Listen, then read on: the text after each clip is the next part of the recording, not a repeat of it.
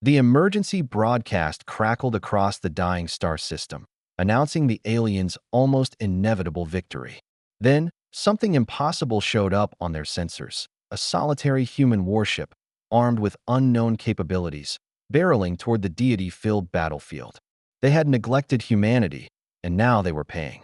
For millennia, the galaxy had been a quilt of competing alien empires, some benign, others cruel. The largest, a union that named itself the Venturu Hegemony, were used to winning every competition they entered. Their fleets were colossal, their technology centuries in advance of the majority of other civilizations, and their admirals, imperious exponents of only the most endless of campaigns, thought themselves virtually invincible. To them, humanity was just another fringe species, not even worth any diplomatic niceties. Only a handful of human colonies lingered in the far-flung star systems of the galaxy, hardly a threat to any galactic power. But this dismissive attitude further galvanized humanity's resolve to remain hidden and to watch. Earth scientists and governments had realized that open combat with technologically advanced aliens would be suicidal, if not exactly stupid, so they did their best to bide their time, researching clandestinely, forming alliances when possible, and painstakingly learning of the tactics of alien warfare. Over centuries of industrious work, they accrued a wealth of knowledge and reverse-engineered technology that, while not on public display, steadily improved their military capabilities. Conflicts had been brewing for decades, particularly in resource-rich areas close to the Tau Sarin cloud and the SF unknown areas just beyond the stars. Alliances formed and shattered, while lesser empires either knelt to the most powerful masters or simply disappeared under orbital bombardment. Finally, the Venturu hegemony mustered a vast federation of allied species to combat every adversary that would not bend the knee. A long, protracted conflict that many feared would be the last war for galactic ascendance. A final conquest that would see the Venturu colors fly unopposed for millennia to follow. Initially, humanity looked on as a bystander, with diplomatic appeals for peace and neutrality. There was no denying that Earth had no place at any cosmic councils, no voice among the galaxy's leading powers. And so when the hegemony had declared its campaign of total unification, few thought that humans would, even could, play a central role. But as the war worsened, rumors spread of a secret human project, one that included advanced starship designs and new propulsion systems just unveiled to the public. But those whispers were drowned out by the sound of the alien fleets methodically crushing all resistance. The conflict spread like wildfire. Fleets fought over critical hyperlane junctures, leaving once bustling space stations little more than drifting fields of debris. Planets that stood in defiance had their skies rent asunder by orbital lasers and mass-driver artillery. Even neutral systems were forcibly oppressed. When the largest dreadnought group of the Venturu hegemony had been deployed to the invaluable strategic crossroads which lay in proximity to the Dantorius sector, victory appeared assured. Every rebel front seemed to be crumbling. Every dream of resistance seemed dashed. Amidst this chaos, the final push was led by none other than the hegemony's most decorated admiral, Karis. Karis was not like some of his more arrogant colleagues. He was calm, methodical, and highly analytical. He preferred efficiency to flair. So when word came that the scattered remnants of a rival fleet were assembling around a world known as Centauri Prime, no more than a dot of a planet, an inconsequential human colony world, he wasted no time deploying an advance force. He expected this final bastion of resistance would be wiped out within days. Humanity was poorly armed, inexperienced, and hopelessly outmatched, as far as he knew. Meanwhile, on a secret fortress in low orbit around Earth staffed by the Human Alliance Defense Council, a collection of officers were prepared for what they called Operation Valiant Dawn. They knew the stakes. If their new warship fails, Earth will be annexed in a matter of weeks, its people subdued, or worse. Humanity's colonies among distant stars would be left vulnerable, and the whole species would languish for centuries under alien subjugation. Solaro's secret mission was led by Commodore Celine Vaughn. Patty CC.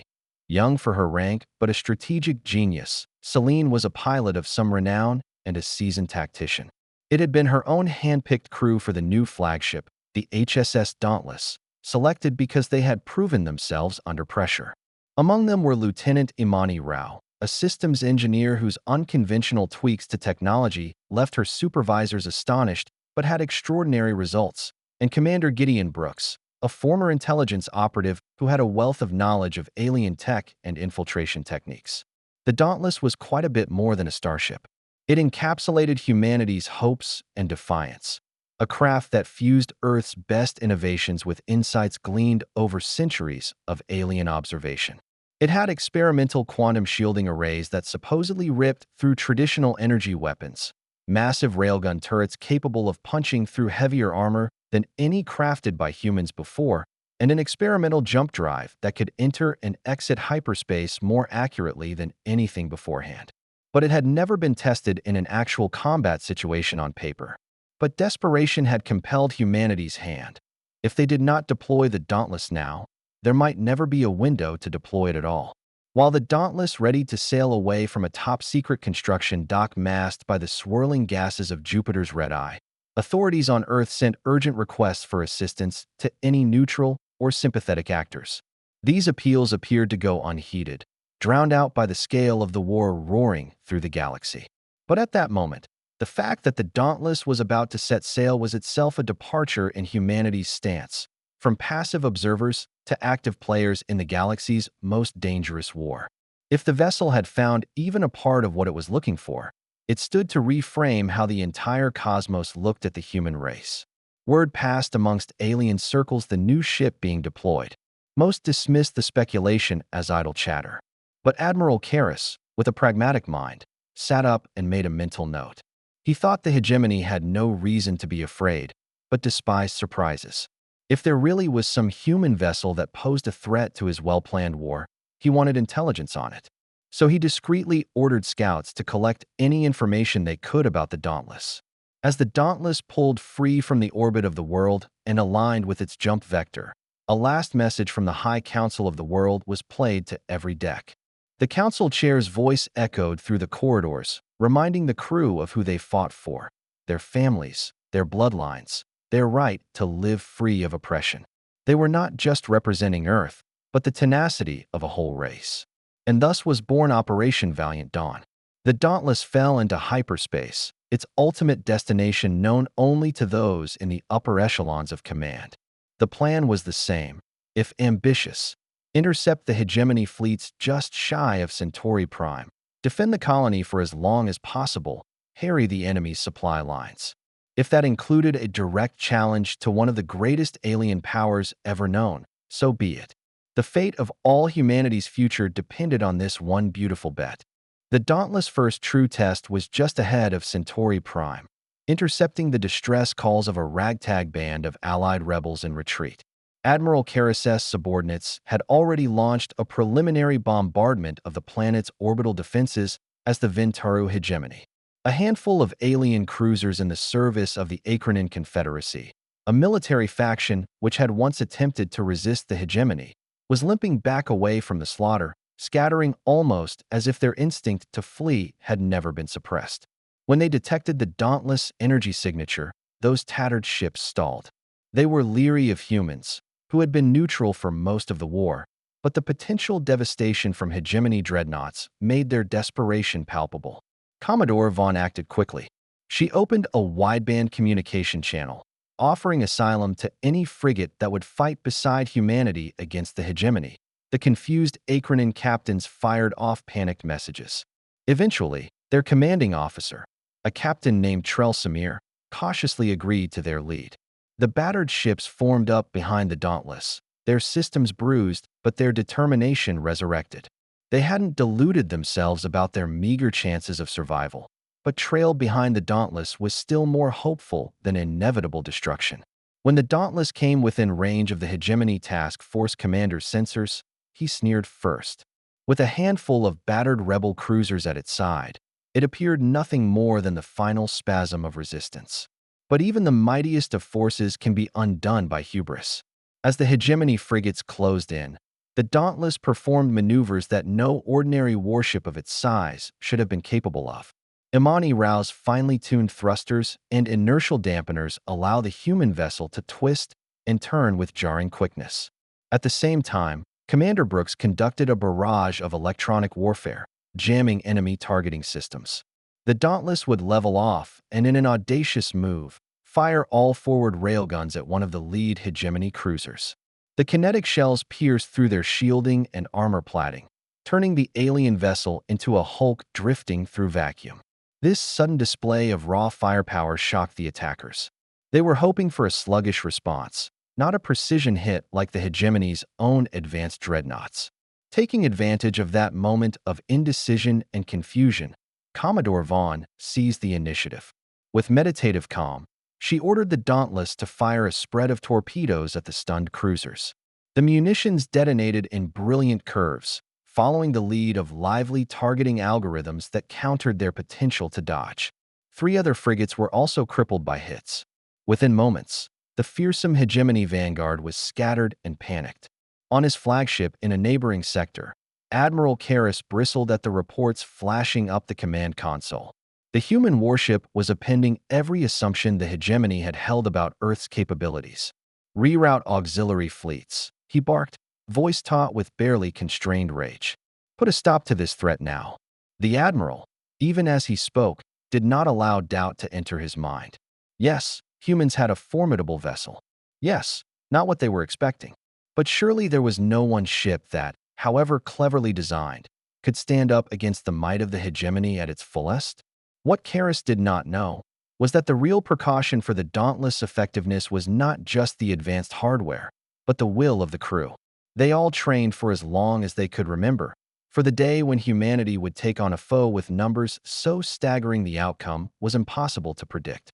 Lieutenant Rao and her team dynamically adjusted the warship systems during battle, altering shield frequencies to neutralize the hegemony's plasma guns. Commander Brooks directed Captain Trell Samir's rebel vessels to join the firestorm in one coordinated multi-pronged attack, their movements keeping the enemy off balance.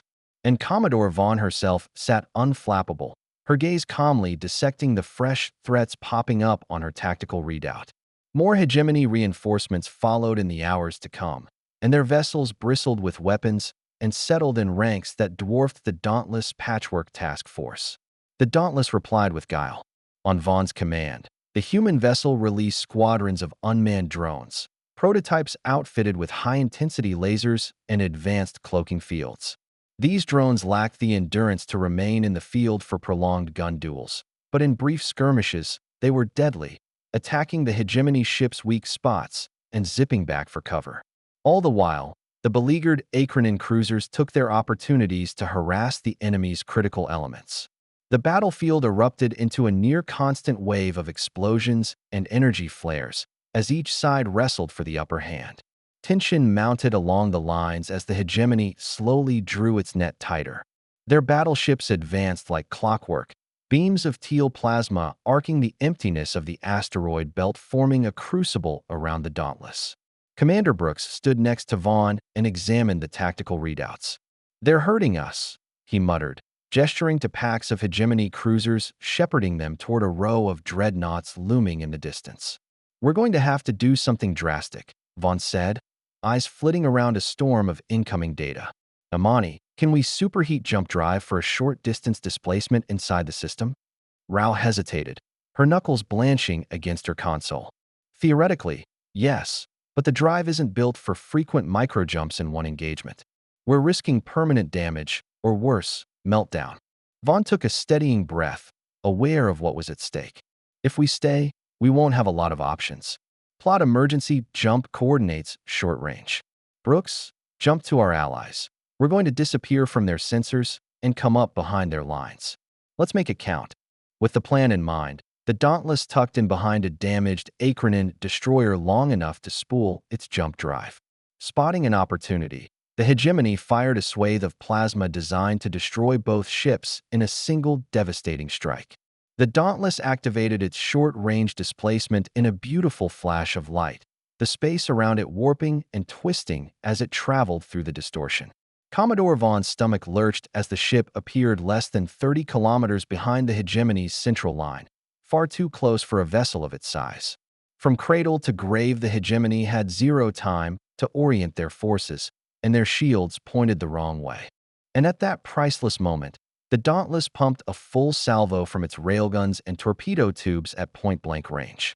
The results were cataclysmic. Swathes of hegemony cruisers buckled under the sudden, all-extemporaneous offense.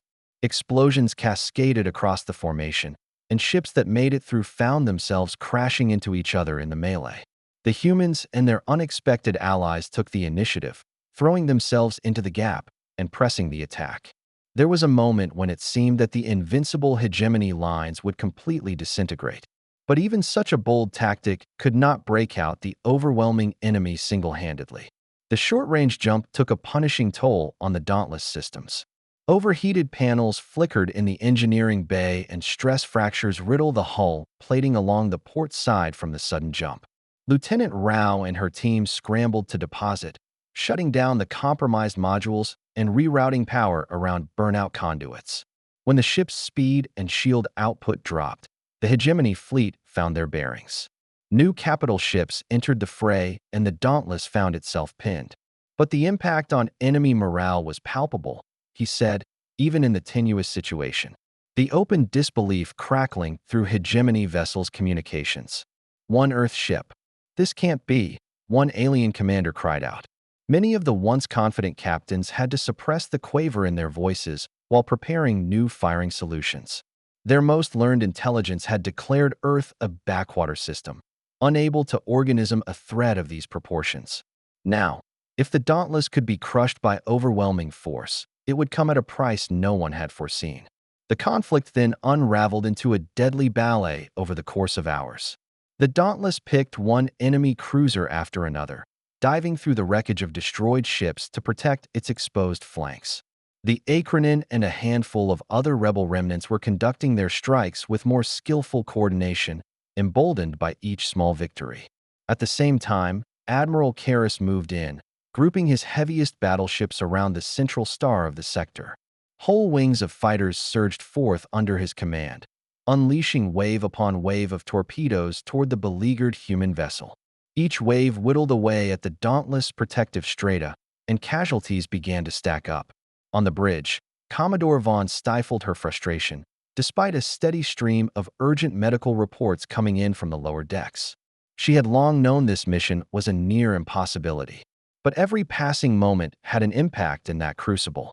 The more they fought, the more they compromised the hegemony's great push forward. They could feel the tide turning, the palpable sensation of an enemy becoming faint of heart.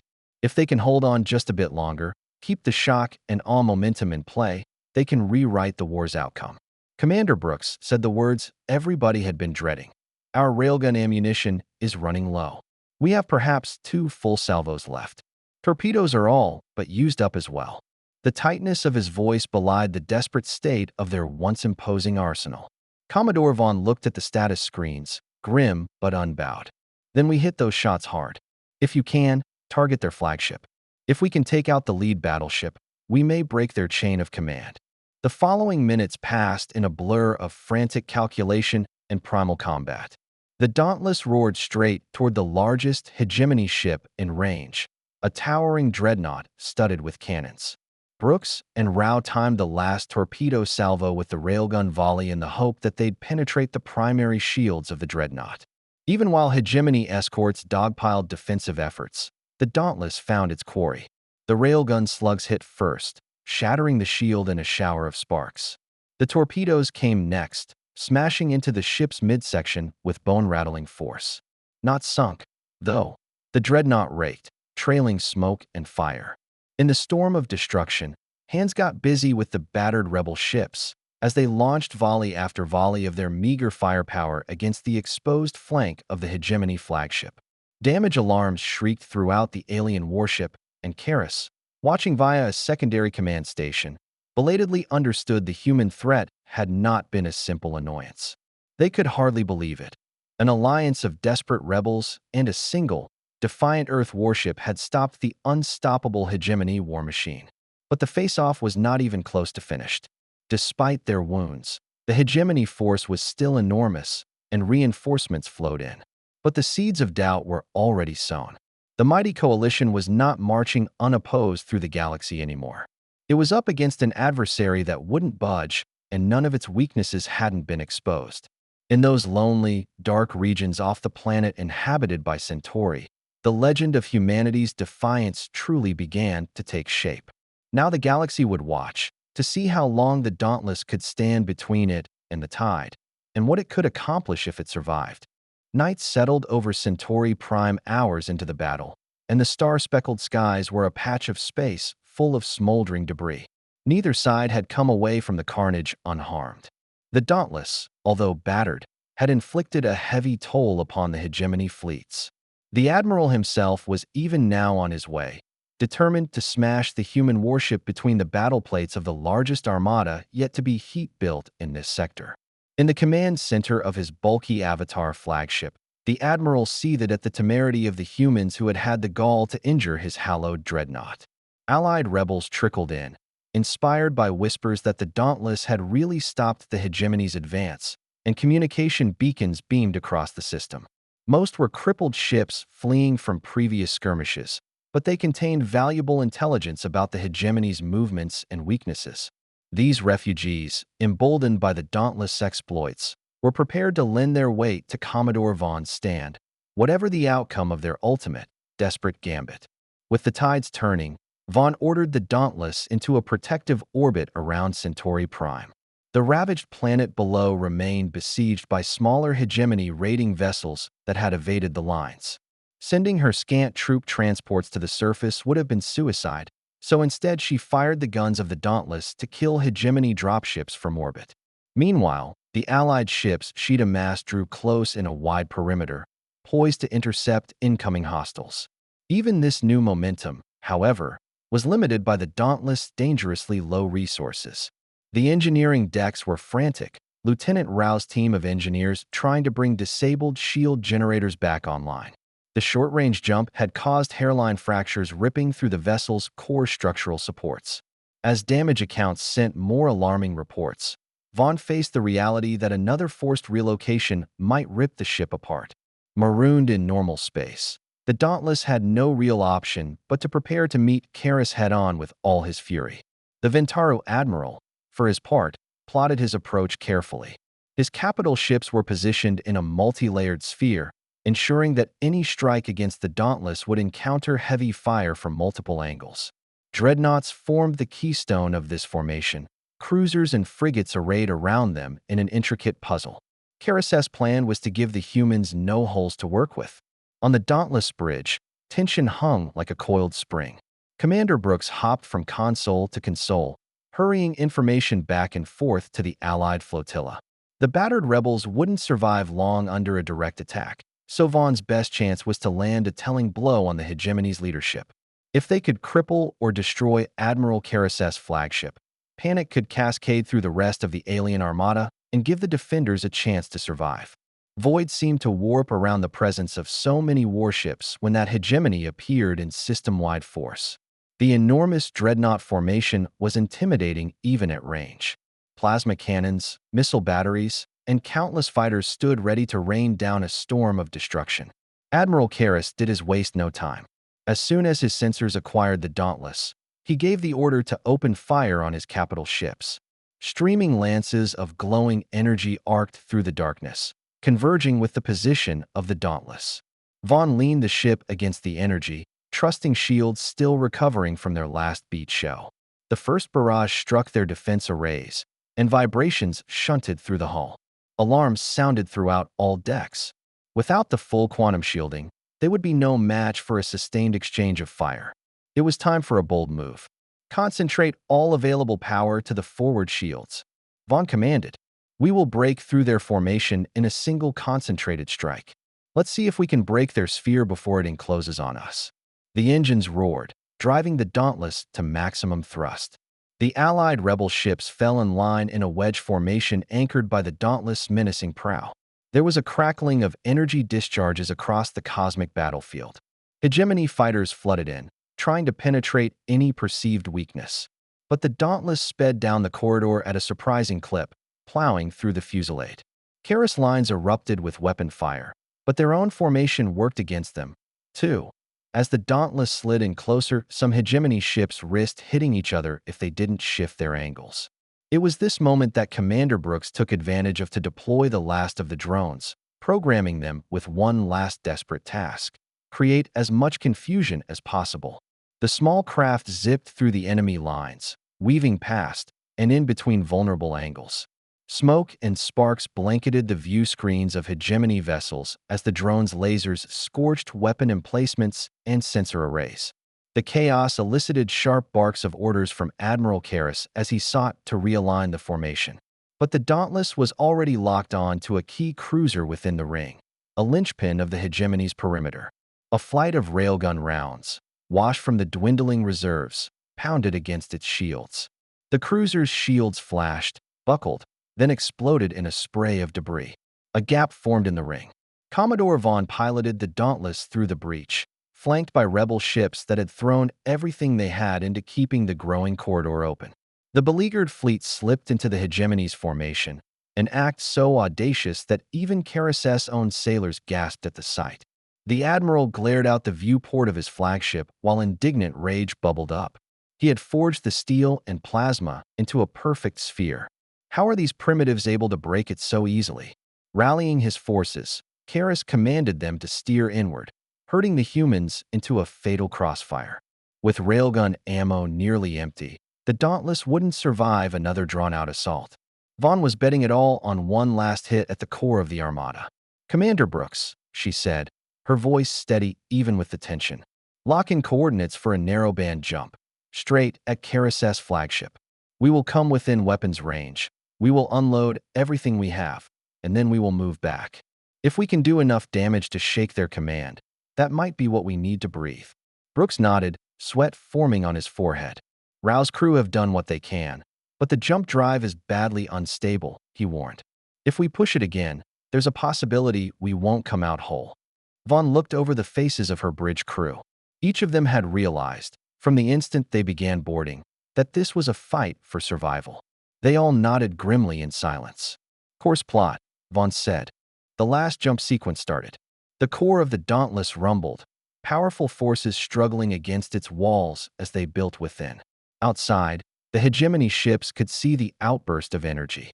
Sensors screamed, and Karras recognized the pattern of their beeps, a second short-range teleport.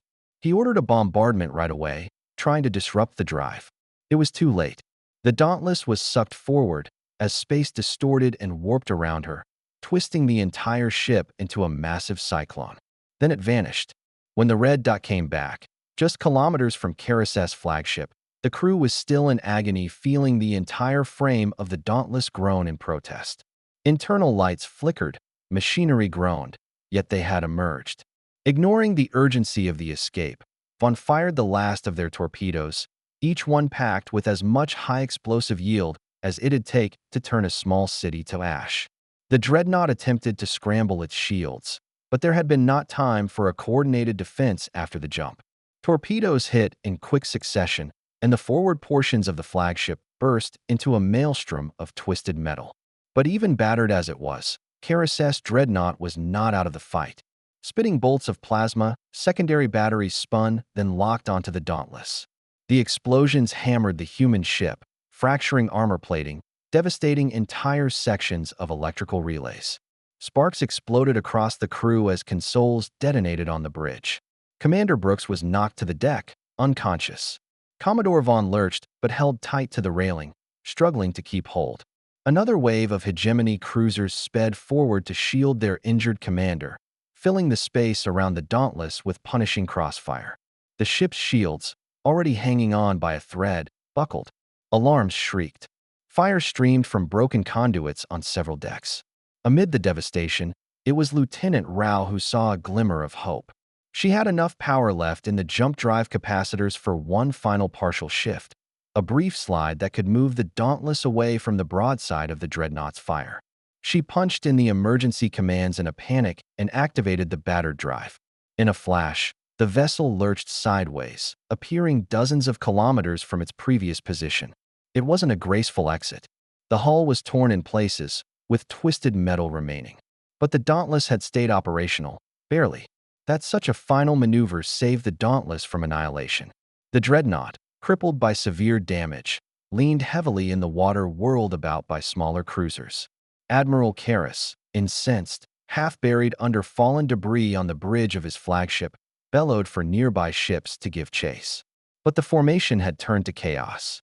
With the ring shattered and their command vessel crippled, the overwrought hegemony sphere splintered into the disorderly clusters. Smelling victory, the disparate rebels redoubled their efforts and attacked the confused hegemony vessels with all forces available to them. The Allied vessels rained salient fire on spent targets, registering kill after kill. Meanwhile, the Dauntless limped away from the main fray, scarred but victorious. There was damage on every deck, but the warship's heart still pulsed. They had confronted the lion's share of the enemy directly and triumphed. In the scattered battlefield, the dreadnoughts limped and the cruisers burned. Word flew through the alien comm nets that Karras himself had been taken out, and a strange stillness fell over many of the hegemony comm lines. Without their arch-leader leading the charge, panic and chaos ruled. Command structures fell apart, and while some loyal captains continued fighting, many recognized they were engaged in a losing battle. In fear of further losses, they started to pull back slowly, abandoning territory they had assumed was theirs forever. Godspeed against all odds. Humanity, the galaxy's also-ran race, had upended the largest invasion force in a generation. The Dauntless, though it was now reeling on the edge of destruction, had shown the galaxy the impossible, a single warship tipping the scales of galactic warfare. Even as it made urgent repairs that had filleted open the deck and corridor, the crew exchanged looks of awe and relief. They had lived more than survived. They had changed the course of the conflict irrevocably. Within the shockwaves of that moment, new worlds shimmered. America would not be defeated in a single stroke, not for quite some time, but neither would it continue to advance unchallenged. Galvanized by this unprecedented upset, more insurgent factions and free world alliances began to rally to Centauri Prime in a desperate attempt to lend their strength to this coalition around the Dauntless. When the last shots of the climactic skirmish rang out across the star-strewn void, Commodore Vaughn slumped into her command chair. Smoke billowed through fissures in the bridge's splintered bulkheads. Her heart slammed against her ribs and then echoed through her ears, but she wouldn't allow weariness to defeat her. The outcome of this grand campaign was unmistakable. Humanity's existence in the galaxy could no longer be dismissed. They had battled one of the galaxy's most powerful fleets and emerged staggering. But there was still the question of stabilizing the battered front. Though dispersed, hegemony ships were far from defenseless. And as news of the Dauntless' triumph rippled out, so did the prospect of a revenge strike on an even grander scale. With Earth, Centauri Prime, and the whole idea of an upstart human alliance now all visible on the galactic stage, the stakes had never been higher. But for the first time in memory, those stakes didn't all tilt against humanity. For now, the warship had its worth. The ultimate result of the war itself was going to play out in the days and weeks ahead, but one undeniable fact was already set in stone. The hegemony had been halted in its tracks by a species it had snubbed as insignificant. And on this day, for the first time, had the galaxy ever beheld the interlacing of the human spirit and audacity, burned into the warplanes of Centauri Prime. The war had been won, but the true scope of the victory, its resonance through the cosmos, was just beginning to reveal itself. The days after the pivotal battle of Centauri Prime, interstellar transmissions hummed with disbelief and speculation. The Venturu hegemony's long-assumed course of total conquest was broken, and the trembling of power across the galaxies was felt from one end of known space to the other. Worlds that once quaked at the thought of defying the hegemony now felt a spark of hope. If the human race could hold out against such improbable odds, maybe they could, as well. Inside the hegemony itself, the consequences were instant. Alien admirals, who had championed Karras' campaign, scrambled to consolidate what was left of their fleets. There was growing dissent among the beaten species under the hegemony's control, giving them the strength to question the authority that had once appeared as unquestionable. The Emperor's once iron grip was loosening, seeds of rebellion sprouting in the hearts of every citizen who heard the news of an unfathomable warship defeat. In the meantime, The Dauntless hung in a stationary orbit over Centauri Prime, its hull plastered with scars, its passageways ringing with the sounds of desperate repairs. Infirmaries overflowed in the wounded, and the engineering decks glimmered with the sparks of endless welds and patches. Soldiers from the Allied rebel ships moved restlessly among the Dauntless' crew, sharing an unspoken bond that shared together what they had done. On the ship's intercom, Commodore Celine Vaughn offered words of gratitude and determination, assuring everyone that even if the war was not won, they had at least shown the world what they were made of. Earth's High Council sent their joyful, congratulatory messages, pronouncing the dauntless victory as the beginning of an age. An underwhelming world with a beaten-down atmosphere had stood against the power of the galaxy's greatest empire in open combat. Though scarred, the Dauntless was a miracle of perseverance, and every dent in her steel was an act of defiance. As news reports traveled near and far, the saga of how a lone warship had held off the unavoidable conquering became a near-mythical tale of the biggest bluff in the world. The other hero of the battle, Commander Gideon Brooks, has recovered from his injuries and continued to work quietly in the intelligence sector. Lieutenant Imani Rao, her uniform smeared with engine grease and slashed with streaks of plasma scoring, was revered all across the fleet as the engineering genius who had teased miracle after miracle from the dauntless damaged systems.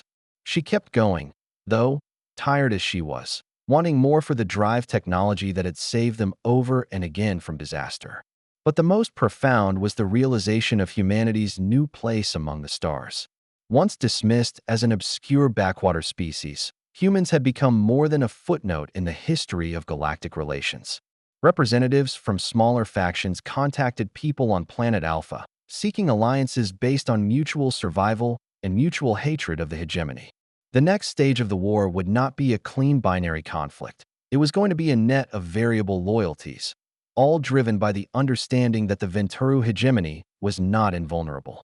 On board the Dauntless, Commodore Vaughn stood on the bridge, staring at the planet beneath, doing further calculations in his mind as he stared. Intelligence had indicated that the hegemony was reconstituting its fleets, attempting to regain lost prestige. Earth scientists suggested new weapon prototypes, possibly gleaned from the alien carcasses orbiting Centauri Prime. A choir of possibilities stretched before each of them, each one harboring the danger of retribution on an even grander scale. But at that moment of reprieve, the crew indulged in the luxury of hope.